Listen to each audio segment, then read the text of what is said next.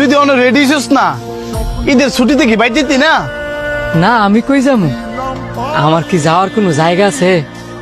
তোরা মনে ভুলে গেছিস গা আমি যে এতিম। তুই এতিম হইছিস দেখে কি হইছে? তোর আত্মীয় স্বজন আছে না, হ্যাঁ গো বাড়িতে যাবি। সানি কিন্তু ঠিকই কইছে, ল আমরা সবাই একসাথে রওনা দেই। না রে, আমি চাইলেও যে যাইতে পারতাম না। আমার আত্মীয় স্বজনরা যদি চাইতো আমি তাদের বাড়িতে যাই, তাহলে তো অবশ্যই তারা আমার খোঁজ খবর রাখলি।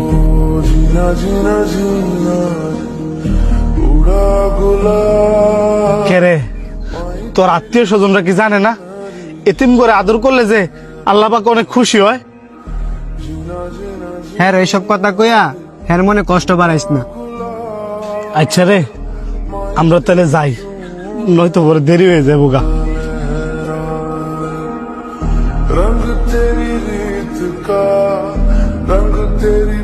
মা, বাবা, আজকে আমি সত্যি সত্যি ইতিম হয়েছি।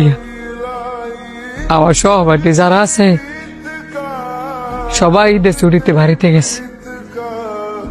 আমার আত্মীয় স্বজন তাহা সত্ত্বেও আমি যাইতে পারি না, কারণ যে পৃথিবীতে বাবা বাচ্চা নাই, মা বাচ্চা নাই, তার পৃথিবীতে কোনো দাম নাই। মাগো, আমার কি অপরাধ ছিল যে তোমরা আমার ফালাই গেছো গা? কালকে ঈদ, সবাই সবার মারে লইয়া বাবারে লইয়া ঈদ করব, আমি কারে লইয়া ঈদ করবো? সবাই সবার মা বাবাতে সালামি চাইব, আমি কাঁদতে সালামি চাবো? আমার যে কেউ নাই। সবাই সবার মার হাতে তৈরি শ্যামাই খাইব, আমি কার হাতে তৈরি শ্যামাই খাম? কইতার বা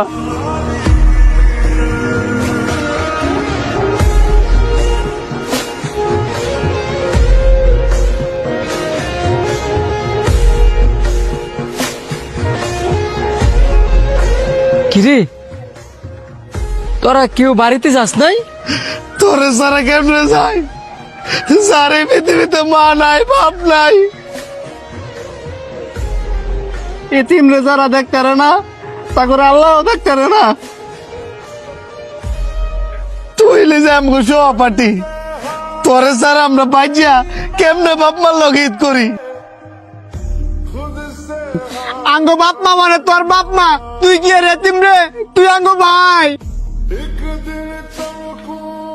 আমরা সাইর ভাই এক লগে ঈদ করবো, তুই আঙ্গো লগে আয়।